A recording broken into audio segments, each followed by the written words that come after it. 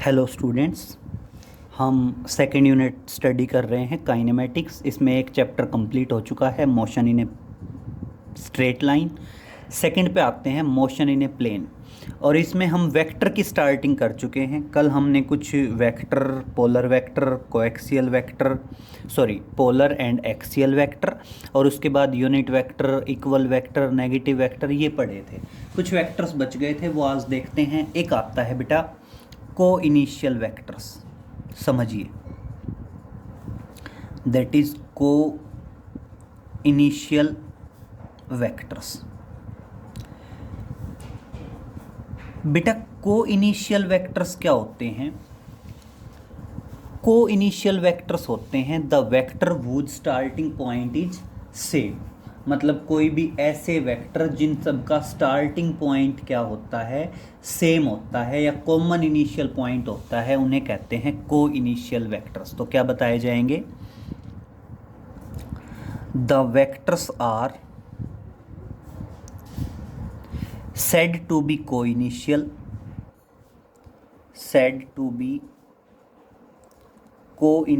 vectors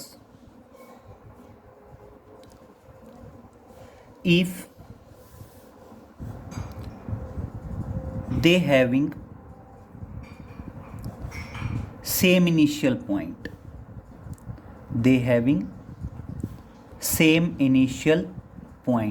या common initial point. जैसे मान लीजिए ये पॉइंट है, ये कोई वेक्टर है ए, ये कोई वेक्टर है बी, ये कोई वेक्टर है सी, और बेटा मान लीजिए ये कोई वेक्टर है डी। तो क्या बताओगे? ऑल दीज वेक्टर आर को इनिशियल, क्योंकि सबका इनिशियल पॉइंट क्या है? सेम है। तो कोई भी ऐसे वेक्टर जिन सबका इनिशियल पॉइंट सेम होता है, उन वेक्टर्स को क्या कहा जाता है बेटा? को इनिशियल वेक्टर कहा जाता है। क्लियर? नेक्स्ट पे आते हैं बेटा, that is coplanar vector. Vectors. बेटा नाम से ही पता चल रहा है, को मतलब सेम, प्लेनर मतलब जो एक ही प्लेन में हो। तो क्या बताओगे? The vectors are said to be coplanar vectors if they are in same plane। अगर वो किस में हो बेटा? सेम प्लेन में हो। अब ये एक पॉइंट थोड़ा सा समझिए, सेम प्लेन। बेटा प्लेन जनरली क्या होता है? कभी भी दो एक्सिस मिलके जिस सरफेस को फॉर्म करते हैं उसे बोलते हैं प्लेन। जनरली हमारे पास तीन एक्सिस होती हैं, एक्स, वाई और जेड। क्लियर? आप मान लीजिए रूम के कॉर्नर को अज्यूम करो, कोई भी रूम है, रैंडमली किसी भी रूम के कॉर्नर को अज्यूम करो। तो कॉर्नर पे जनरली बेटा तीन लाइंस होती हैं। दो लाइनें तो फ्लोर की तरफ से और एक लाइन रूफ की तरफ से, कॉर्नर ऊपर से आता है। तो बेटा ये तीनों अपने आप में क्या होती हैं? परपेंडिकुलर होती हैं। तो अब देखिए, अगर बॉटम पॉइंट को, नीचे वाला जो कॉर्नर है उसको हम अज्यूम कर रहे हैं, तो बेटा आपका फ्लोर दो एक्सिस से मिलके बना हुआ है। फ्लोर एक प्लेन है, एक दीवार एक प्लेन है, दूसरी दीवार दूसरा प्लेन है। तो बेसिकली दो एक्सिस मिलके एक प्लेन बनाती हैं। जैसे मान लीजिए ये वाली आपकी एक्स एक्सिस है और ये वाली लाइन क्या है? आपकी वाई एक्सिस। तो ये जो नोटबुक है, ये नोटबुक अपने आप में क्या हो गई? एक प्लेन हो गई। और इस पे नोटबुक पे मैं कोई भी वेक्टर ड्रा करूं, चाहे इधर, चाहे इधर, चाहे इधर, सारे के सारे वेक्टर क्या होंगे? कोप्लेनर होंगे। तो इस नोटबुक के ऊपर मैं जितने भी वेक्टर ड्रा करूंगा वो सारे के सारे वेक्टर क्या होंगे बेटा? कोप्लेनर वेक्टर होंगे। क्लियर? नेक्स्ट आता है बेटा आपका, that is orthogonal unit vectors. Orthogonal unit vectors. तो देखिए बेटा, जो यूनिट वेक्टर एक दूसरे के परपेंडिकुलर होंगे उन्हें हम क्या कहेंगे? ऑर्थोगोनल यूनिट वेक्टर्स कहेंगे। तो क्या बताएंगे? The unit vectors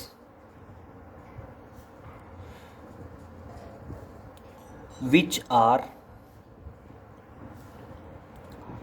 mutually perpendicular to each other, mutually perpendicular to each other are said to be orthogonal unit vector. Clear? अब समझिए बेटा, ऑर्थोगोनल यूनिट वेक्टर्स क्या होंगे। आप जनरली कहते हैं 3 एक्सिस होती हैं, एक्स एक्सिस, वाई एक्सिस और जेड एक्सिस।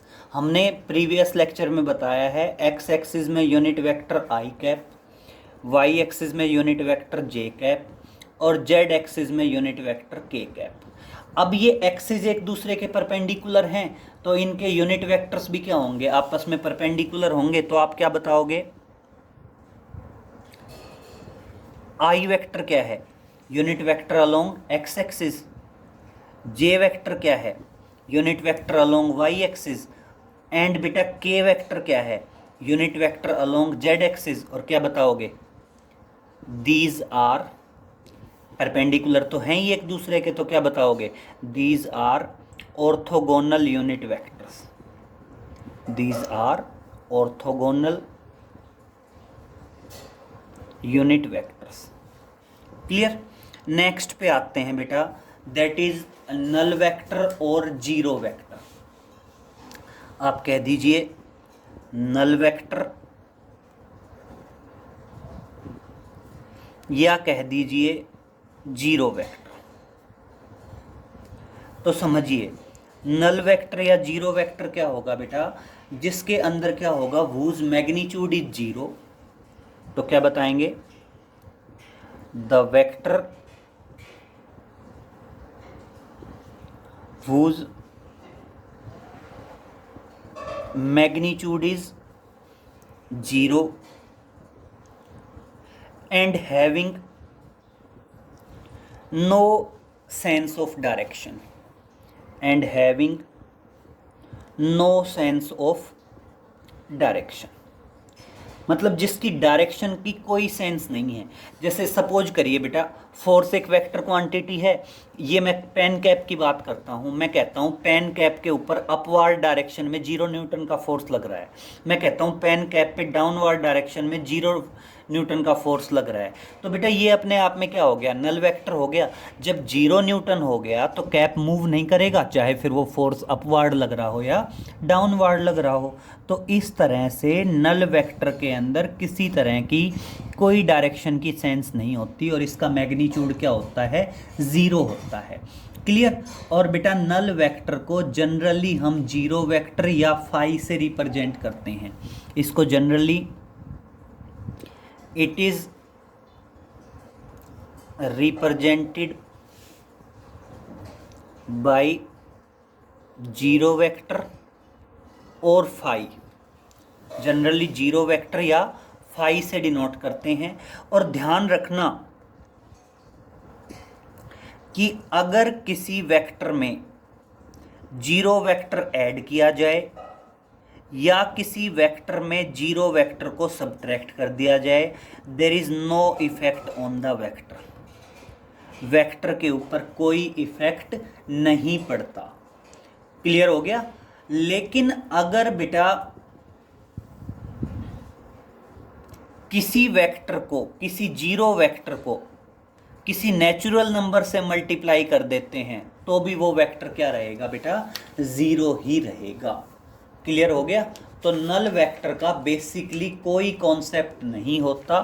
नल वेक्टर को या जीरो वेक्टर को किसी में ऐड कर दो, सब्ट्रैक्ट कर दो, वेक्टर रिमेन सेम, या जीरो वेक्टर को किसी नंबर से मल्टीप्लाई कर दो तब भी वो क्या रहता है, सेम ही रहता है। तो देखिए हमने बता दिया equal vector, unequal vector, negative vector, unit vector, collinear vector, coinitial vector, coplanar vector. एक आते हैं बेटा localized and non localized vector.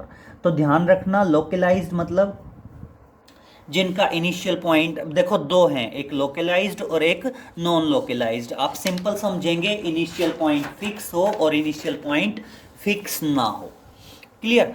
अब एक पॉइंट साथ साथ करेंगे, बहुत ढंग से समझेंगे, क्लियरली करेंगे बेटा। एक होता है पोजीशन वेक्टर और एक होता है आपका डिस्प्लेसमेंट वेक्टर। तो देखिए ये तो हम पहले भी बता चुके हैं। पोजीशन वेक्टर क्या होगा,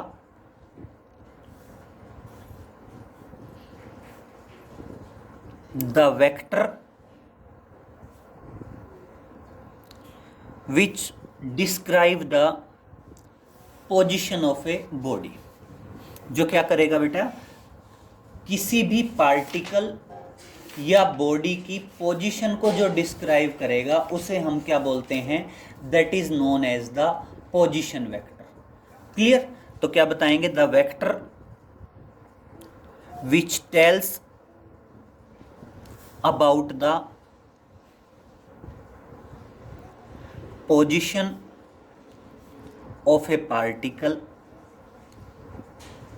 is known as the position vector. Generally page को दो पार्ट में डिवाइड कर देते हैं। Is known as position vector. Clear.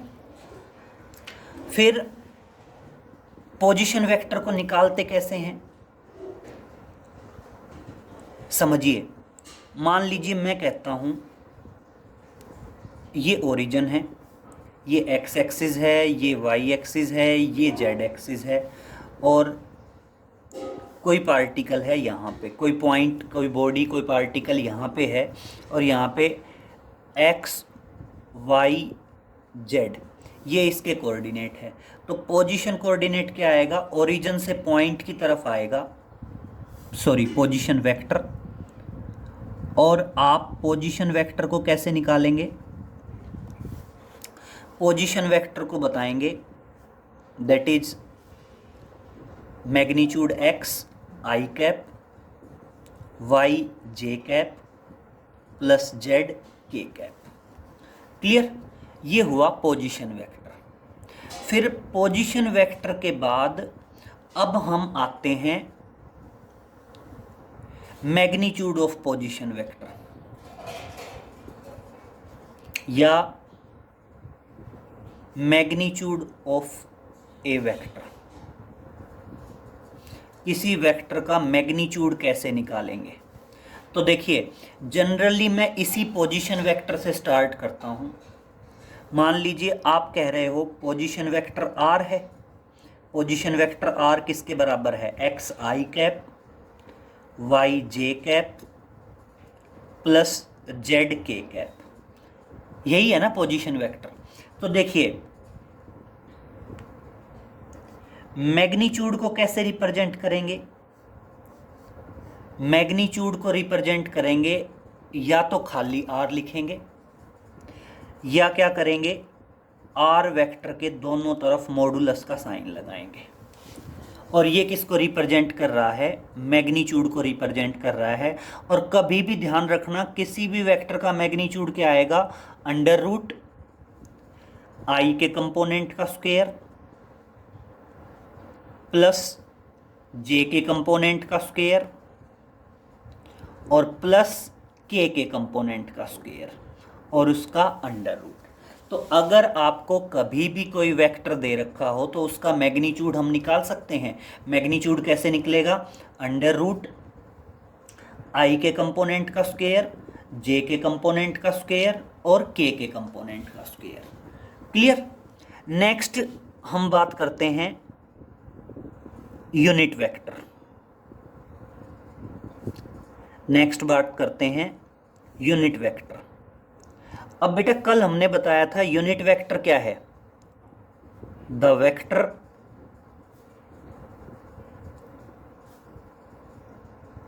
whose magnitude is unit and having direction only। और इसको रिप्रेजेंट कैसे करते हैं, कैप लगा के। अगर मान लीजिए मैं कहता हूं यूनिट वेक्टर ए लिखना है, सॉरी यूनिट वेक्टर ए, तो यूनिट वेक्टर ए को कैसे लिखा जाएगा, ए कैप। क्लियर। और एक बात समझिए, कभी भी यूनिट वेक्टर आता कैसे है, यूनिट वेक्टर आता है जो वेक्टर है उसको उसके मैग्नीट्यूड से डिवाइड कर दो तो वो क्या आ जाता है, आपका यूनिट वेक्टर आ जाता है। क्लियर। तो अगर मान लीजिए मैं पोजीशन वेक्टर का यूनिट वेक्टर निकालना चाहूं तो देखना आप क्या कहते हो, आपका जो पोजीशन वेक्टर आर था वो किसके बराबर था, x i plus y j plus z k, और इसका मैग्नीट्यूड हमारे पास क्या आया, under root x square plus y square plus z square. तो अब बेटा यूनिट वेक्टर आर किसके बराबर आएगा, r vector divided by magnitude of r, तो क्या आ जाएगा, x i plus y j plus z k and divided by क्या आ जाएगा, that is under root x square plus y square and plus z square. तो ये इस तरह से क्या आया, दैट इज यूनिट वेक्टर। आ गया समझ में। तो ये हमारा पोजीशन वेक्टर निकला, ये हमारा मैग्नीट्यूड निकला, और ये हमारा आ गया यूनिट वेक्टर। क्लियर। अब एक और बात करते हैं, that is displacement vector.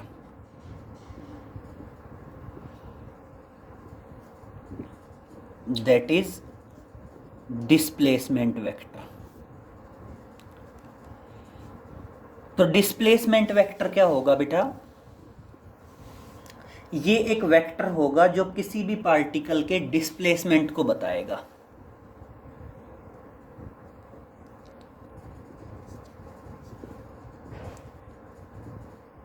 It is the vector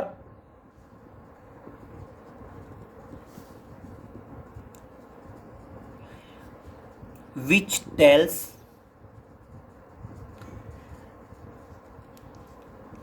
displacement covered by the particle, which tells about the displacement covered by the particle from initial position to final position, initial position to final position। Clear. अब समझिए बहुत ध्यान से, मान लीजिए आप कहते हैं तीन एक्सिस हैं, that is x axis, y axis and z axis. Clear. और अब अगर मान लीजिए मैं कहता हूं ये ओरिजिन है, ये पॉइंट है P, जिसका पोजीशन वेक्टर है बेटा R1, और ये कोई पॉइंट है Q जिसका पोजीशन वेक्टर है R2। क्लियर। तो अगर डिस्प्लेसमेंट वेक्टर की बात करूं तो डिस्प्लेसमेंट वेक्टर आएगा PQ, और कभी भी डिस्प्लेसमेंट वेक्टर कैसे निकलेगा, फाइनल पॉइंट का पोजीशन वेक्टर और माइनस इनिशियल पॉइंट का पोजीशन वेक्टर। क्लियर। कभी भी आपका डिस्प्लेसमेंट वेक्टर कैसे निकलेगा, फाइनल पॉइंट का पोजीशन वेक्टर और माइनस क्या आ जाएगा, आपका इनिशियल पॉइंट का पोजीशन वेक्टर आ जाएगा। क्लियर। तो यहाँ तक की सिचुएशन क्लियर हुई। तो अब देखिए आगे चलते हैं, एक एग्जाम्पल कैरिड आउट करते हैं। मान लीजिए हम कहते हैं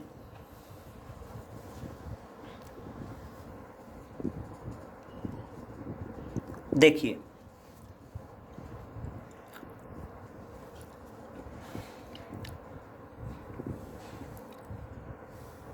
ये 3 एक्सिस हैं, x axis, y axis and z axis, and this is the origin. मैं कहता हूं ये कोई पॉइंट है और इस पॉइंट के कोऑर्डिनेट हैं 2, -6 और 3। That is 2 is x coordinate, -6 is y coordinate and 3 is z coordinate. मान लीजिए ये पॉइंट है आपका P। तो अब मैं कहता हूं find out number 1 position vector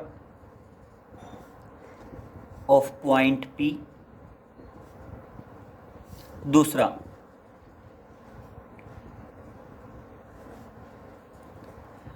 magnitude of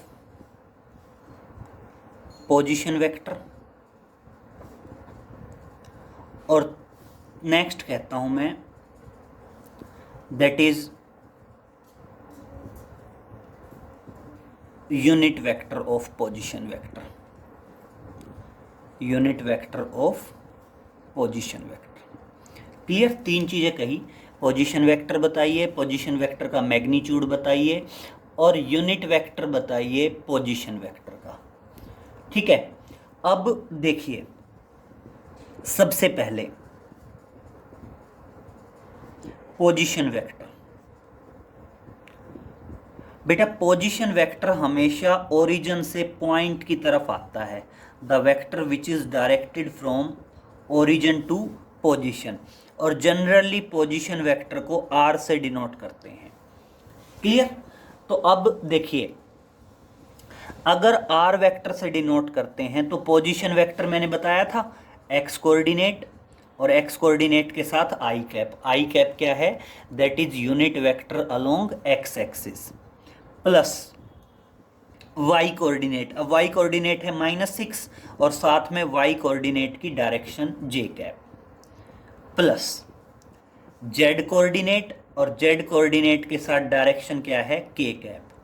तो ये आ गया बेटा पोजीशन वेक्टर आ गया। अब बात करते हैं magnitude of position vector.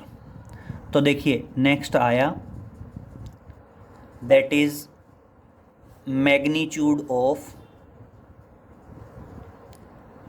Position vector. बात करते हैं मैग्नीट्यूड की, और क्या? That is magnitude of position vector. तो देखिए मैग्नीट्यूड ऑफ पोजीशन वेक्टर क्या आएगा?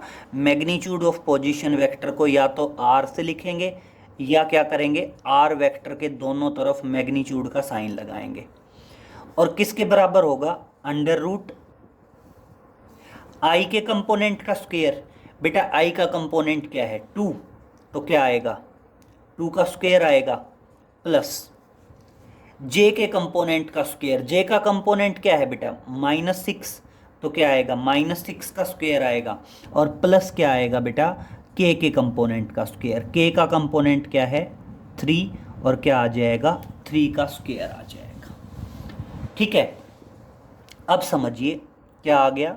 दैट इज अंडर रूट 4 + 36 + 9, और कितना आ गया? That is equal to under root 49, और अंडर रूट 49 का मतलब क्या है? 7।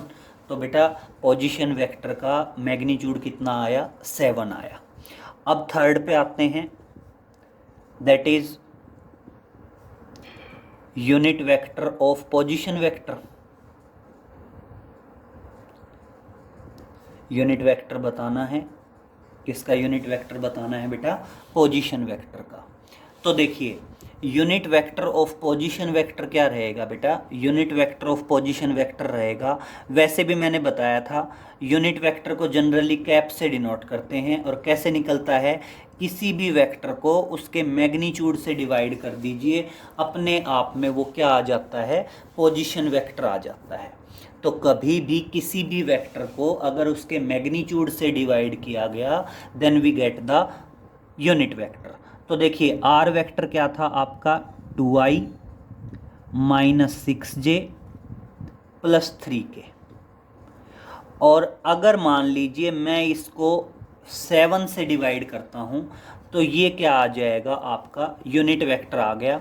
और इसको चाहो तो आप ऐसे लिख दो, चाहो अलग अलग लिख दो।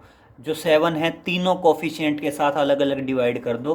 2/7 आई कैप माइनस 6/7 जे कैप प्लस 3/7 के कैप।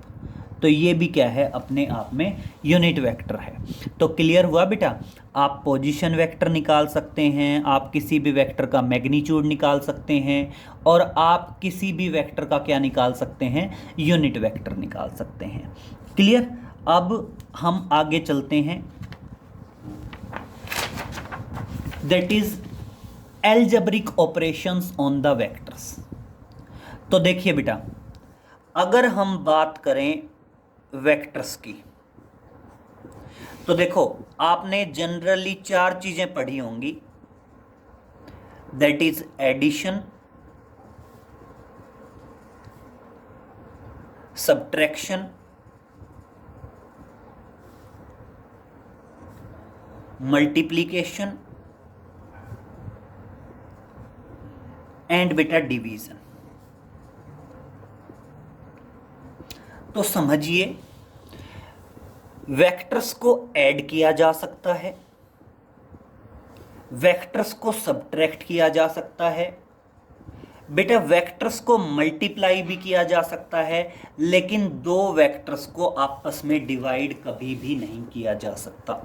तो ध्यान रहेगा, अगर मैं किसी भी दो वेक्टर्स की बात करूं तो दो वेक्टर्स को ऐड किया जा सकता है, दो वेक्टर्स को सब्ट्रैक्ट किया जा सकता है, दो वेक्टर्स का मल्टीप्लिकेशन भी पॉसिबल है, लेकिन दो वेक्टर्स का डिवीजन पॉसिबल नहीं है। क्लियर। तो देखिए, मैं एडिशन की बात करता हूं, समझें। मान लीजिए मैं एक जनरल एग्जांपल लेके चल रहा हूं। मान लीजिए मैं कहता हूं ए वेक्टर है 2i plus 3j minus 4k, और बेटा मैं कहता हूं बी वेक्टर है 3i minus j plus 2k, और मैं कहता हूं find out A vector plus B vector. और अगर मैं बेटा यहाँ पे A vector plus B vector calculate करना चाह रहा हूँ, तो बेटा कभी भी सुन लीजिए, जब भी आप दो वेक्टर्स को ऐड करेंगे तो दो वेक्टर के एडिशन के टाइम पे आप ध्यान रखेंगे कि हमेशा आई के कंपोनेंट लिए जाएंगे, जे के कंपोनेंट लिए जाएंगे, और के कंपोनेंट। ऐसे कभी मिक्स नहीं होगा कि एक वेक्टर का आई कंपोनेंट ले लिया, दूसरे का जे ले लिया, या एक का के ले लिया, दूसरे का जे ले लिया, या दूसरे का आई ले लिया। हमेशा आई कंपोनेंट आई के साथ, जे कंपोनेंट जे के साथ, और के कंपोनेंट के साथ। अगर देखिए मैं यहाँ पे A vector plus B vector निकालना चाह रहा हूँ, तो ए वेक्टर प्लस बी वेक्टर में क्या रहेगा, ए वेक्टर में आई का कंपोनेंट +2 और बी वेक्टर में आई का कंपोनेंट +3, +2 +3 क्या आएगा, दैट इज प्लस का 5, तो क्या आ जाएगा 5i। अब बात करते हैं जे की। ए वेक्टर में जे का कंपोनेंट है +3 और बी वेक्टर में जे का कंपोनेंट है -1। नहीं होने का मतलब क्या है, 1 है वहाँ पे, तो +3 और -1 क्या बचा, प्लस का 2, और क्या आ गया, जे कंपोनेंट। और बेटा यहाँ पे देखें, के कंपोनेंट ए वेक्टर का है -4 और बी वेक्टर का है +2, तो -4 और +2 क्या रहेगा, माइनस का 2 के कैप। तो ये क्या आया, ए वेक्टर प्लस बी वेक्टर आया। तो इस तरह से हमने दो वेक्टर्स को ऐड कर दिया। क्लियर। एक एग्जांपल और समझिए। मान लीजिए मैं कहता हूं आपका ए वेक्टर है 3i माइनस 5k, और मैं कहता हूँ बी वेक्टर है 4j प्लस 6k, और मैं कहता हूँ ए वेक्टर प्लस बी वेक्टर निकालना है। तो समझिए, पहले वेक्टर में j कंपोनेंट नहीं दिया और दूसरे वेक्टर में i कंपोनेंट नहीं दिया, और ऐड करते वक्त कन्फर्म है i कंपोनेंट के साथ i लेना है, j कंपोनेंट के साथ j कंपोनेंट लेना है, और k कंपोनेंट के साथ k कंपोनेंट। तो देखना, a वेक्टर को मैं ऐसे लिख सकता हूँ 3i, j नहीं है तो कोई फर्क नहीं पड़ता, प्लस या माइनस 0j, और साथ में क्या है -5k। और अगर मैं बी वेक्टर की बात करूं तो i कंपोनेंट नहीं है, तो 0i प्लस का 4j और प्लस का 6k। और अब आप निकालोगे कि a vector plus B vector क्या होगा। मतलब आपने 100% ध्यान रखना है, आई कंपोनेंट के साथ आई लेना है, जे कंपोनेंट के साथ जे लेना है, और के कंपोनेंट के साथ के लेना है। तो 3 + 0 दैट इज 3i प्लस 0 + 4 क्या आएगा 4j, एंड -5 और +6 तो क्या आ जाएगा प्लस का 1k। तो ये क्या आ गया आपका ए वेक्टर प्लस बी वेक्टर आ गया। तो हम मान लें कि आप वेक्टर का एडिशन कर सकते हैं, दो वेक्टर को ऐड कर सकते हैं बेटा आप। अब बात करते हैं दो वेक्टर के सब्ट्रैक्शंस की, दैट इज सब्ट्रैक्शन।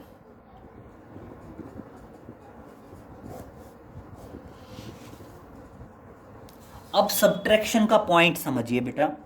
मान लीजिए फर्स्ट एग्जांपल लेके चल रहे हैं, हम ए वेक्टर की बात करते हैं,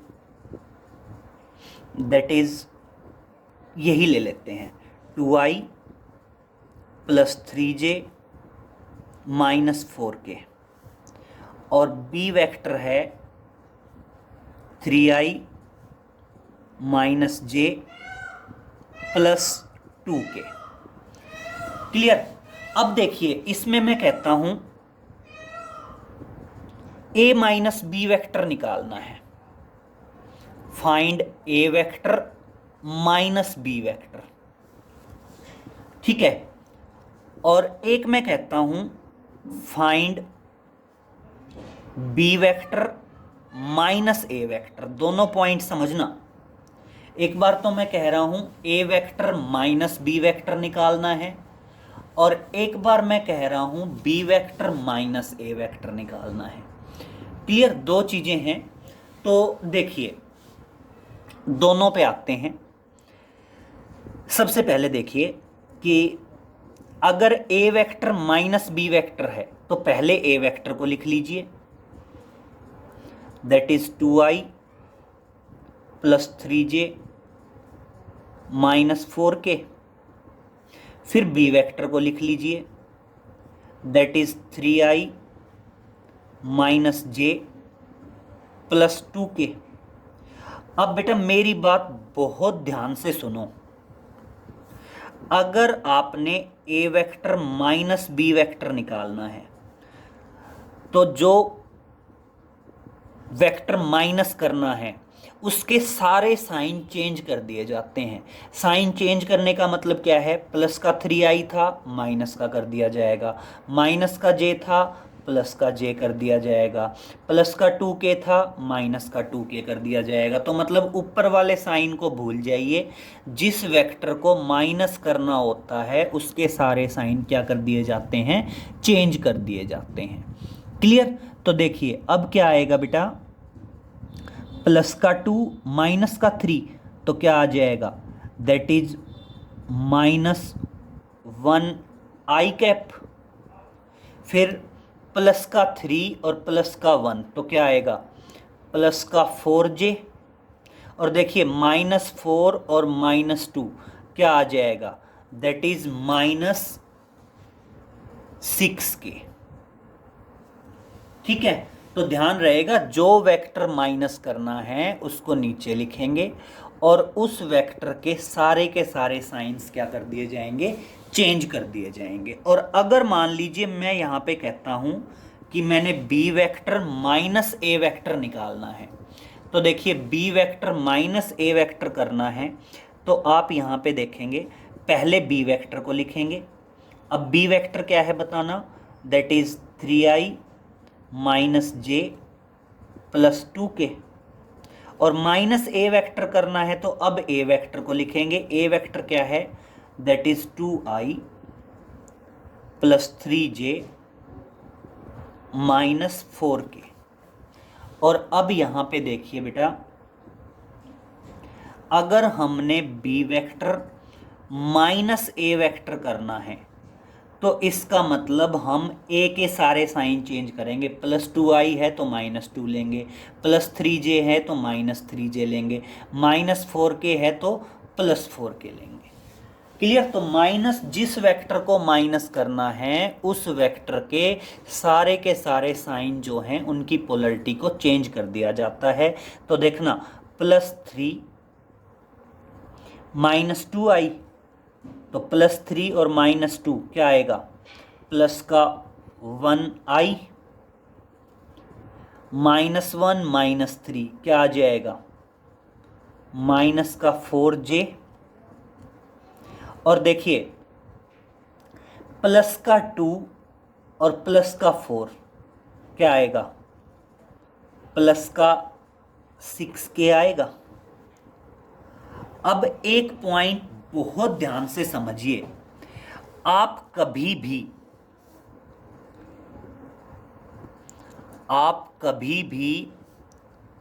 चाहे ए वेक्टर प्लस बी वेक्टर निकालें और चाहे आप B vector plus a vector निकालें, वो दोनों हमेशा इक्वल आनी है। चाहे आप a vector plus B vector निकालें और चाहे आप B vector plus a vector निकालें, वो हमेशा दोनों इक्वल आने हैं। लेकिन बेटा अगर ए वेक्टर माइनस बी वेक्टर किया तो वो कभी भी बी वेक्टर माइनस ए वेक्टर के बराबर नहीं आएगा। लेकिन वो बराबर कब होगा, नेगेटिव, किसी एक की तरफ नेगेटिव लगा दीजिए। आप ये कह सकते हैं A vector minus B vector equal होगा negative of B vector minus A vector. कैसे, यहाँ पे देखिए ये हमारे पास A vector minus B vector है और ये हमारे पास क्या है, बी वेक्टर माइनस ए वेक्टर। अगर मैं इसके आगे माइनस लगा दूं तो देख लो यही आ जाएगा।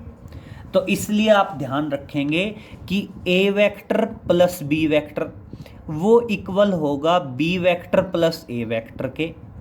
लेकिन अगर आप a vector minus B vector कह रहे हैं, वो इक्वल होगा negative of B vector minus A vector. Clear. तो देखिए हमने एडिशन को पढ़ा, हमने सब्ट्रैक्शन को पढ़ा और अब हम बात कर रहे हैं मल्टीप्लिकेशन की। अब हम बात कर रहे हैं मल्टीप्लिकेशन की। और वैसे भी आप लास्ट टॉपिक मान लीजिए मल्टीप्लिकेशन, क्योंकि डिवीज़न तो वेक्टर का पॉसिबल है ही नहीं। वेक्टर का डिवीज़न तो दो वेक्टर को आपस में एक दूसरे से डिवाइड कर ही नहीं सकते।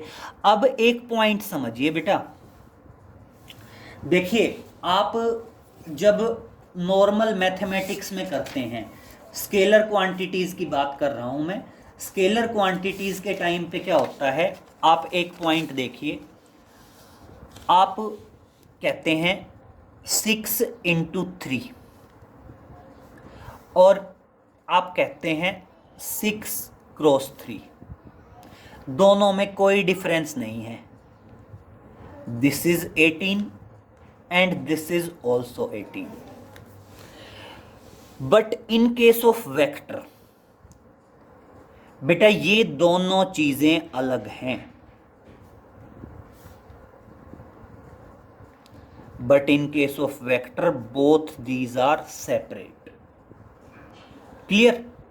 तो इसलिए जब हम वेक्टर मल्टीप्लिकेशन की बात करेंगे तो उसमें दो केस आएंगे। एक केस तो आएगा ए वेक्टर डॉट बी वेक्टर और एक केस आएगा बेटा ए वेक्टर क्रॉस बी वेक्टर। देखो स्केलर में तो दोनों के दोनों इक्वल हैं, चाहे डॉट लगाओ चाहे क्रॉस लगाओ। लेकिन बेटा जब मैं वेक्टर के केस में जाऊंगा तो वेक्टर के केस में दोनों अलग अलग हैं, और अगर ए वेक्टर डॉट बी वेक्टर करेंगे तो इसको तो कहा जाता है डॉट प्रोडक्ट। इसको तो क्या कहा जाता है? Dot product. और बेटा इसको कहा जाता है दैट इज क्रॉस प्रोडक्ट। इसको क्या कहा जाता है? Cross product. तो ये तो आया बेटा डॉट प्रोडक्ट और ये आया बेटा क्रॉस प्रोडक्ट। क्लियर? अब समझें, डॉट प्रोडक्ट का जो रिजल्ट आता है वो एक स्केलर क्वांटिटी आता है, और इसलिए डॉट प्रोडक्ट को हम कई बार स्केलर प्रोडक्ट भी बोल देते हैं। कंफ्यूज नहीं होना है, जो डॉट प्रोडक्ट है it is also known as scalar product. Clear? और बेटा जो क्रॉस प्रोडक्ट है उसका रिजल्ट, दो वेक्टर के क्रॉस प्रोडक्ट का रिजल्ट एक वेक्टर क्वांटिटी आती है, और इसलिए क्रॉस प्रोडक्ट को वेक्टर प्रोडक्ट भी बोल दिया जाता है। क्लियर? तो देखिए, हमने वेक्टर का एडिशन पढ़ लिया, वेक्टर का सब्ट्रैक्शन पढ़ लिया, वेक्टर का डिवीज़न होता नहीं है, और बेटा अब हमारा रह गया वेक्टर का मल्टीप्लिकेशन।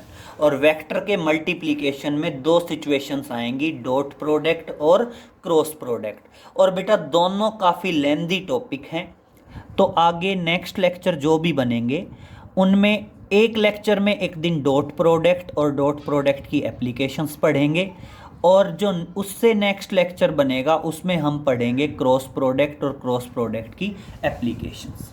क्लियर?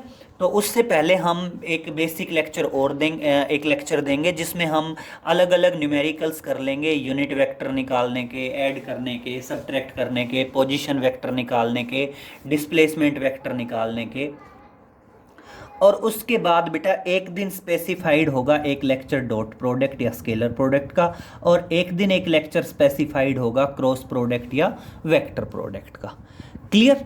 तो इतना कर लीजिए। आज हमने वेरियस वेक्टर्स के बारे में पढ़ा, पोजीशन वेक्टर निकालना, वेक्टर का मैग्नीट्यूड निकालना, यूनिट वेक्टर निकालना, वेक्टर्स को ऐड करना, वेक्टर्स को सब्ट्रैक्ट करना, ये सब कुछ हम पढ़ चुके हैं। बाकी आगे नेक्स्ट लेक्चर में मिलते हैं बेटा। Okay, thank you.